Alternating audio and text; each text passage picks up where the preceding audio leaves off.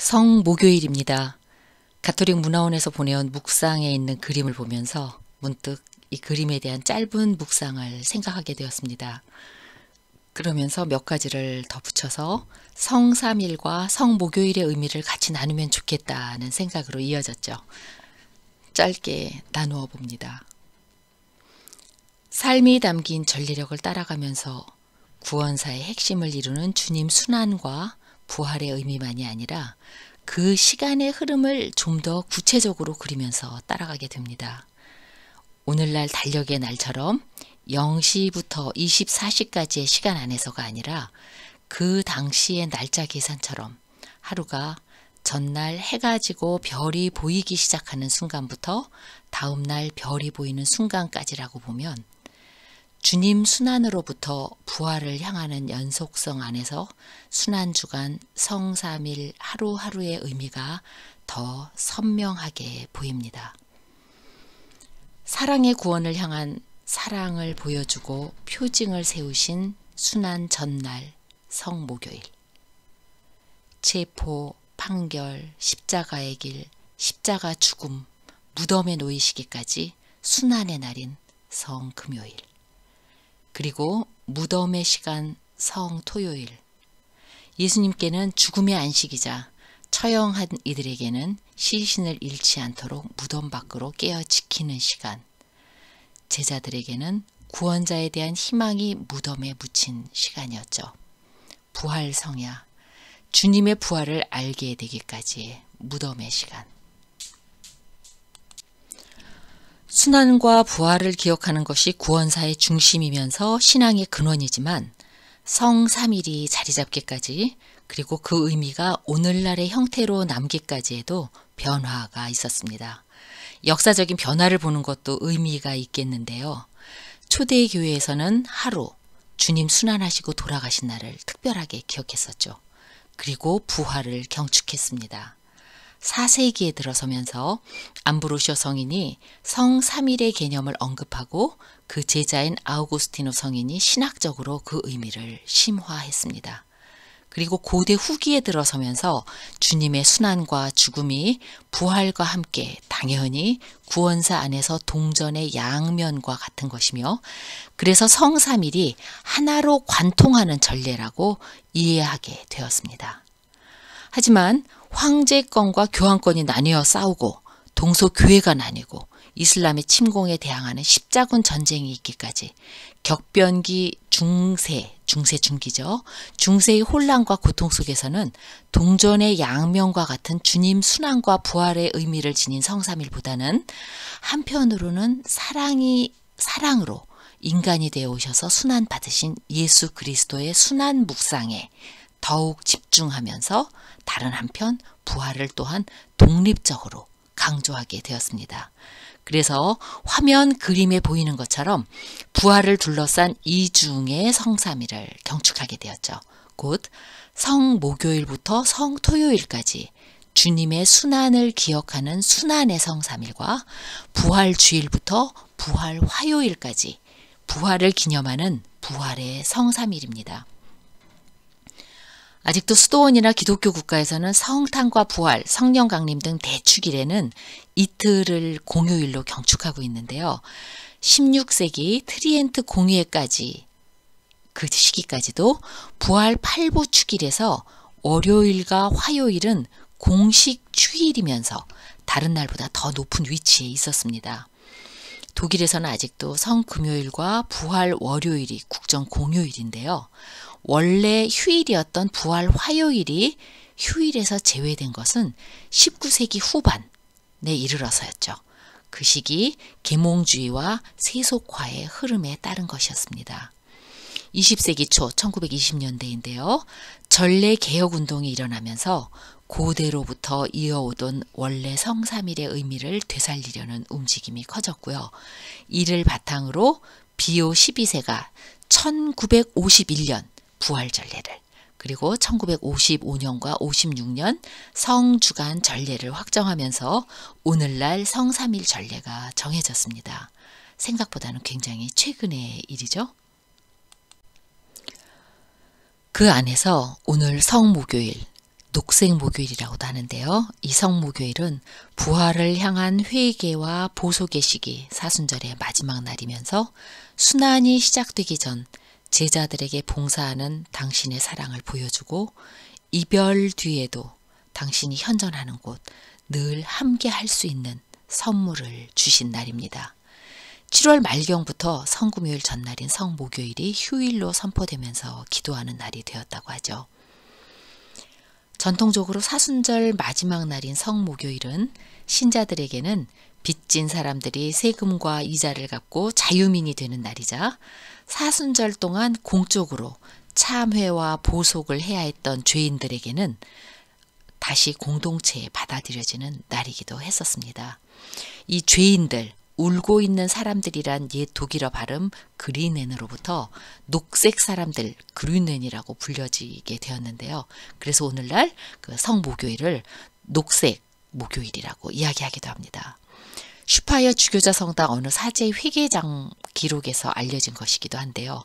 신자들은 계란이나 토끼로 세금 빚과 이자를 갚고 이제는 더 이상 개 쫓기지 않는 토끼처럼 자유민이 되었다고 합니다. 전통 풍습과 함께 전해오는 영성의 전통 안에서 성목요일의 의미를 되돌아보면서 두 개의 그림으로 순환 전날 구원의 희망을 세우며 제자들에게 함께하고 보여주신 예수님의 특별한 사랑의 의미에 맞춰서 오늘날 우리에게 전해지는 뜻을 생각해 보겠습니다. 첫 번째 그림은 오늘 가톨릭 문화원 복음에 나왔던 그림이죠. 지거 쾌더 신부의 살아있는 전례, 베드로의 발을 씻어주시는 예수님입니다. 요한사도는 제자들의 발을 씻어주시는 예수님을 통해서 성찬의 주요한 의미를 설명하고자 했습니다. 이 그림을 그린 화가 지거 쾌더 또한 단순하고도 밀도 있는 형태로 성찬과 발을 씻어주심의 관련을 분명하게 표현하고 있습니다.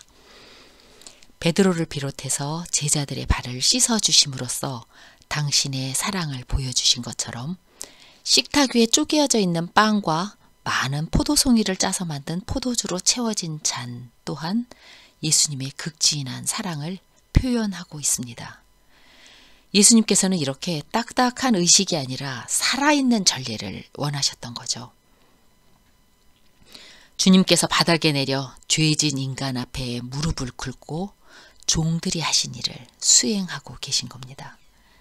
베드로가 예수님께서 자신의 발을 씻어주는 것을 말린 것은 당연한 일이었죠. 주님의 행동에는 스승으로서의 굴림과 지배가 아니라 사랑의 봉사만 있었던 것입니다. 예수님의 고요함, 그분의 얼굴을 우리는 볼 수 없습니다. 그건 가려워져 있죠. 그런데 베드로의 가장 더러운 부분, 그의 발이 담긴 곳에 우리를 바라보는 주님의 얼굴이 비칩니다. 예수님께서 그 더러운 물에 잠겨 계시기에 그 더러움에서 그분의 무한한 사랑의 상이 떠오르고 있는 것입니다. 오 사랑의 신비여, 교회의 신앙 고백, 신경에서 우리는 하느님의 아들 예수 그리스도께서 하늘로부터 내려오시고 가장 낮은 이들에게 강림하셨음을 고백합니다. 강림하신 하느님께서 이처럼 십자가에 죽기까지 자신을 낮추셨다고요. 예수께서 발을 씻겨주심이란 이 그림은 마치 이 짧은 신앙 고백, 짧은 의식처럼 우리의 신앙을 집약해서 담고 있습니다. 벽에 비치는 두 개의 그림자, 이것은 곧 우리 자신의 그림자일 수도 있습니다. 서로를 향해 기울이고 있는 우리들. 발을 씻어주기가 예수님이 한 번 보여주신 한 번의 전례로 그쳐선 안 되는 것이겠죠. 예수님께서 사랑으로 우리에게 고개 숙여 향하셨듯이 우리도 서로에게 고개 숙이며 향해야 합니다. 사랑하는 이에게만이 아니라 가장 약하고 힘든 이에게, 또한 내게 상처를 준 이에게까지도. 화면에 있는 1170년경 모데나 성당의 부조는 어느 복음사가보다도 예수님의 사랑을 전하고 있는 요한 사도의 발을 씻어주신 바로 그 다음 기록을 나타냅니다. 사랑으로 고난을 겪으신 하느님의 사랑을 강조하던 중세 중기의 대표적인 예술 양식이 시작되던 시기였죠. 예수님께서 빵을 넘겨주시자 사탄이 유다에게 들어갔다. 그리고 예수께서 내가 할 일을 어서 하여라 하고 명하셨다. 이 대목입니다. 죄인조차도 사랑하신 예수, 그분 사랑의 뜻을 담아서 구원받을 수 없는 악인으로 나타나는 유다의 모습을 다르게 설명하고 있죠. 사실 아직 예수의 순환식에 대한 신심이 거진 때는 중세 중기였었는데요. 이런 신심보다는 모든 것을 다스리시는 전지전능하신 하느님, 부활하신 예수님의 영광에 더 집중되어 있었던 5세기, 그 시기에 어느 지역 예수 순환을 기념하는 십자가 예식에서는 예수님과 유다의 십자가를 나란히 세워놓기도 했었다고 합니다. 비록 악역이지만 한없이 약하고 부족한 인간으로서 도저히 알 수 없는 하느님의 뜻, 모든 것을 구원하려는 그분 구원의 뜻에 따라 행함으로써 구원의 도구가 되었다고 보았던 거죠. 모데나 성당의 부조도 이런 의미를 담고 있는 것처럼 보입니다. 유다의 머리 위에도 성인의 후광이 둘러져 있죠. 사탄이 들어가기 전 아직까지는 유다 역시 예수의 가장 가까운 사람들 중 하나이자 예수님의 뜻을 가장 잘 알고 있는 사람이라는 뜻을 나타낸 것이겠죠. 오히려 예수님의 가슴에 머리를 기대고 있는 사도 요한의 머리에는 성인의 후광이 보이지 않습니다.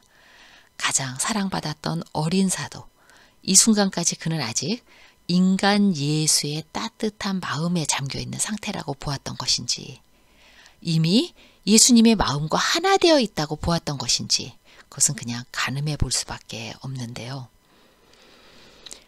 모든 것을 관장하시는 하느님의 초점이 맞춰져 있던 당시에는 이렇게 완전하신 분이 악을 허용하셨다라는 이유로 유다의 행동에 의미를 부여했었다면, 선과 악을 뚜렷하게 규정하고 죄와 벌을 강조하던 중세, 그리고 오랜 시간이 지난 뒤 현대에 들어와서는 부족한 인간이지만 회개하고 당신께 돌아오면 사랑의 기쁨으로 맞아주는 하느님의 사랑이란 눈으로 유다를 다시금 새롭게 대하게 됩니다.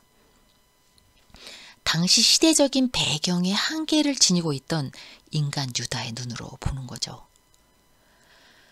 유다인들을 구원해줄 강력한 힘을 발휘할 메시아, 그리스도를 기다리던 그 당시 예수의 제자로 다니면서 유다가 지녔던 기대와 실망, 그리고 예수를 넘긴 뒤 그분에게 닥쳐올 그 고통을 바로 알지 못했던 무지함 등으로 예수를 넘긴 이유를 보았습니다. 그리고 예수님의 고통을 보면서 즉시 후회하고 돌이킬 수 없는 자신의 행동에 절망하는 유다의 모습을 드러냅니다. 어떤 다른 대안도 없었던 막다른 길에서 서게 된 유다. 하지만 이런 유다 또한 하느님의 구원, 사랑에서 벗어나 있는 것은 아니란 것을 전합니다. 단 다시금 그분의 사랑을 향하기만 한다면 말이죠. 모두가 약한 인간이기에 스스로 깨닫지 못하지만 우리 안에도 그런 모습이 있으리라는 것을 이미 전제하고 있는 현대의 학자들은 유다가 구원을 받았느냐 아니냐에 초점을 맞추기보다는 우리들은 어떻게 살아가야 하는가에 초점을 맞춥니다. 우리의 부족함으로 인한 잘못들로 상처받고 극심한 고통을 당하면서도 그 사랑을 깨달아 다시 돌아오기를 바라시는 마음. 어떤 잘못도 심판하지 않고 용서하시는 깊은 사랑의 마음을 향하는 것이죠. 주님께서는 우리를 위해 바치신 당신 사랑의 고통을 보아주길 바라십니다.